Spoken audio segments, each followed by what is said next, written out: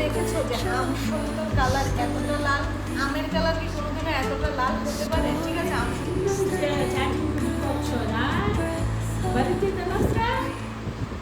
আমি প্রফেশনাল।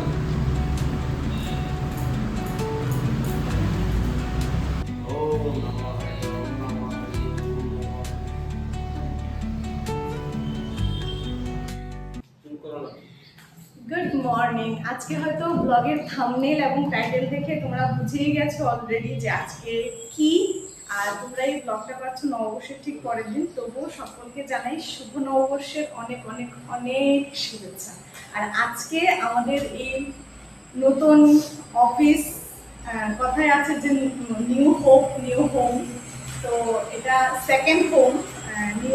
নতুন অফিসের গণেশ পুজো, গণেশটা বাড়িতেই পুজো করার কথা ছিল, যেটা আজকে অফিসে হবে, তাই তো? আর আপাতত এখানে অনেক কিছু রেডি করার বাকি আছে, সেটাই আমি করছি। দুটো ড্রেস আমি নিয়েছি, এবার দেখি কোনটা পরালে বেশি ভালো লাগে সেটাই পরাবো। হ্যাঁ, ভাবলাম প্রথমেই আমার গণেশ ঠাকুরের ধুতিটা পরিয়ে নিই। আসলে দুটো জামাই কিনেছি, দুটো ধুতিই কিনেছি। একটা তো একেবারে রেডিমেড, আরেকটা হলো আমার গণেশ ঠাকুরের হলুদ রঙের উত্তরী। এই উত্তরীটা কিন্তু ধুতির সঙ্গেই ছিল, তা আমি ভাবলাম উত্তরীটাকেই আমি ধুতির মতো ট্রাই করে দেখি হয় কি না। যাই হোক, ওখানে গণেশ ঠাকুরকে ধুতিটা পরিয়ে এখানে এবার ফল কাটতে বসলাম। আসলে সকাল থেকেই বাড়িঘরে আজকে দুদিন ধরে এতটা কাজ হচ্ছে আমাদের বাড়ির মানুষগুলোর, আর যেন বিশ্রাম নেই। সে যাই হোক, কেউ কোনোদিনও দেখেছো যে আম সত্তর কালার এতটা লাল? আমের কালার কি কোনোদিনও এতটা লাল হতে পারে? ঠিক আছে, আম সত্তরতে কালারটা একটু আলাদা হয়, মানে অরিজিনাল আমের তুলনায়, কিন্তু ফুড কালার মানে খাবারের রং দিয়ে এটার মধ্যে আর মনে হয় না আম সত্য বলে কিছু আছে। এখন আজকাল সবকিছু নিয়ে ব্যবসার রাজনীতি, সেটা সবকিছু নিয়েই চলে, সেটা হোক ঠাকুরের কোনো জিনিস কিংবা আমাদের খাবারের কোনো জিনিস। আজকে তোমাদের সঙ্গে আমাদের এই নতুন অফিসটা নিয়ে কিছু কথা শেয়ার না করলেই নয়। দাঁড়াও, মাও চলে এসেছে। মাও এতক্ষণ বাড়িতে কাজ করছিলেন। সুন্দর হয়েছে না মা?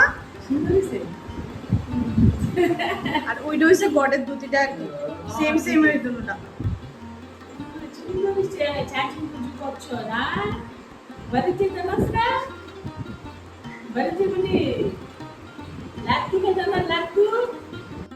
এই নতুন অফিস ওর স্বপ্নের ফল বলবো।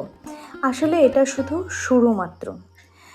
ভবিষ্যতে আরও অনেক কিছু করার আমাদের দুজনের প্ল্যান আছে। জানি না ঠাকুর কতটুকু দেন।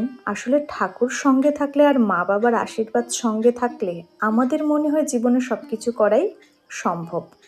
তো একে একে পুজোর সব কাজই করলাম। চলো এবার তোমাদের সঙ্গে কয়েকটা কথা বলি। ওর আর আমার যখন পরিচয় তখন থেকেই কিন্তু ও আর আমি একদমই জিরো ছিলাম। আফটার গ্র্যাজুয়েশনের কথাও আমি বলছি, ও তখন একদমই জিরো ছিল, আমিও। আমরা তখন থেকে একে অপরের সাথে আছি যখন থেকে আমরা একদম জিরো।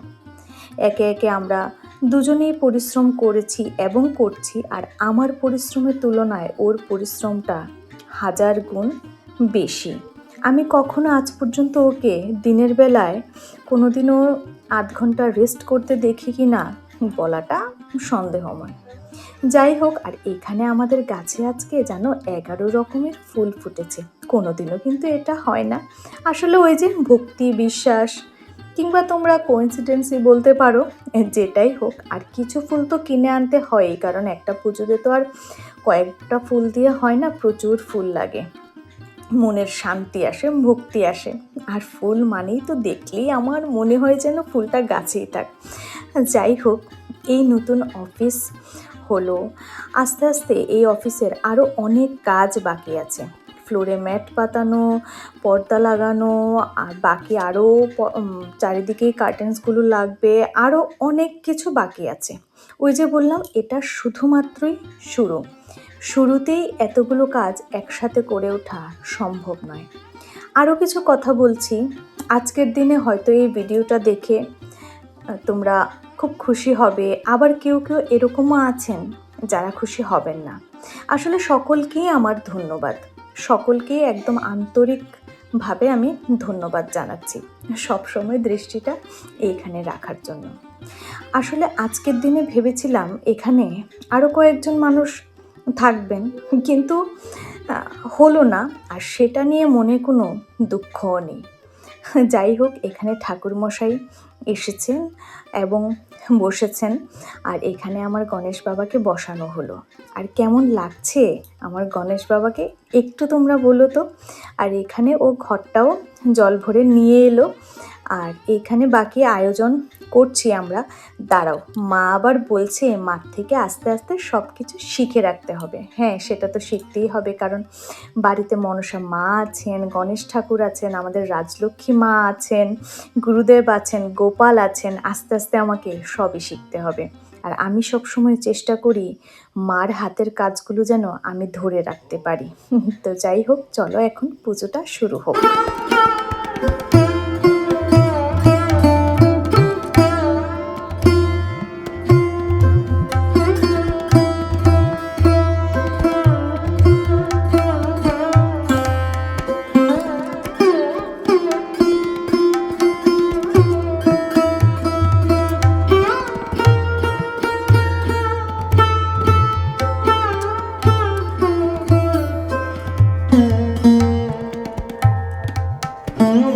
কেশবায় নমঃ, নমঃ গোবিন্দে নমঃ, নমঃ মাধবায় নমঃ।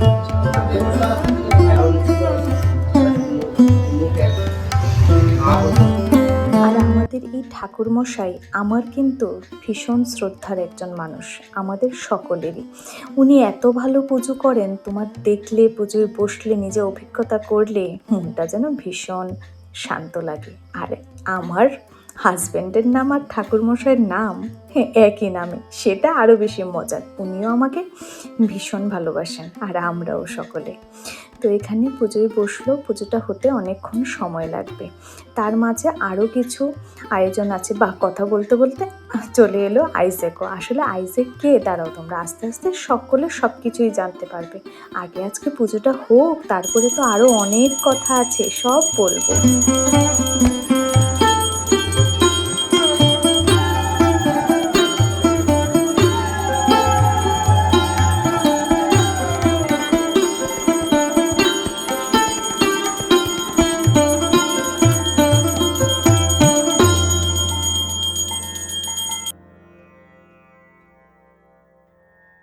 এইবার ঠাকুরমশাই বসে পড়লেন যজ্ঞে, তারপর হবে অঞ্জলি। আজকে পুজোতে বাবা দোকানের কারণে আসতে পারেননি। হ্যাঁ, একটু এসে পরে হয়তো প্রণাম করে যাবেন, কিন্তু ওই যে বললাম, ব্যবসায়ী মানুষ সবসময় আমি যেটা বলে থাকি, এতটাই ব্যস্ত। আগে না, বিয়ের আগে আমি ভাবতাম চাকরি থেকে ব্যবসা হয়তো সহজ, কিন্তু না, আমি প্রচণ্ড ভুল ছিলাম। চাকরি থেকে ব্যবসাটা অনেক বেশি কঠিন।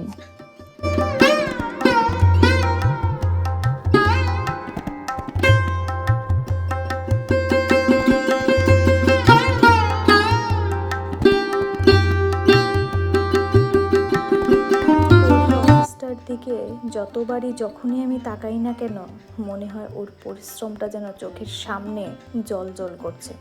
আসলে আমি মানুষটাকে দেখেছি 16 ঘন্টা, 15 ঘন্টা, 17 ঘন্টা কন্টিনিউয়াসলি পরিশ্রম করতে। ওই যে ঠাকুর বলেন, যখনই ঠাকুর দেন তার উপযুক্তই দেন।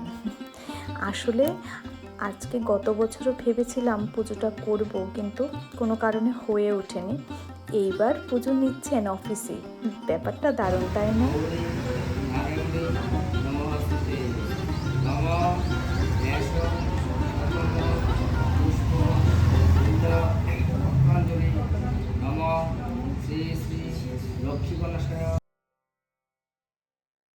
আজকের এই দিনটা আসতো না যদি না মাথার উপরে বাবা মার হাত থাকতো, বাবা মার সাপোর্ট থাকতো, সহযোগিতা থাকতো। ওনারা আরও বেশি করে আমাদেরকে সব সময় সাহস দিয়ে যান। ওনাদের আশীর্বাদ ছাড়া এই জিনিসটা সম্ভব ছিল না। হ্যাঁ, হতো হয়তো, বা এত তাড়াতাড়ি হতো না। যাই হোক, যার যার পরিশ্রমের ফল যেন সকলে পায়, এবং যে যা করছে সেই ফল যেন সকলেই পায়। এখন পুজো প্রায় শেষের দিকে, তো চলো এবার শেষের দিকে আস্তে আস্তে এগিয়ে যাই।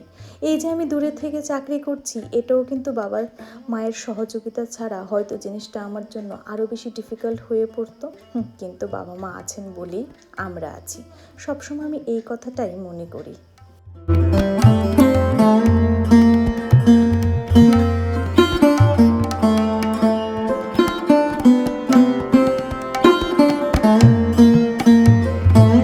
শেষে আমি ঠাকুরমশাইকে বলছি, কি পুজোটা কেমন হলো? বলছেন যে খুবই ভালো যজ্ঞ হয়েছে মা। যাই হোক, যারা তোমরা এই ভিডিওটি দেখছো সকলকে আমার অনেক অনেক ধন্যবাদ। শুভ নববর্ষ, সবাই ভালো থাকো এবং ভালো রাখো। চলো, টাটা।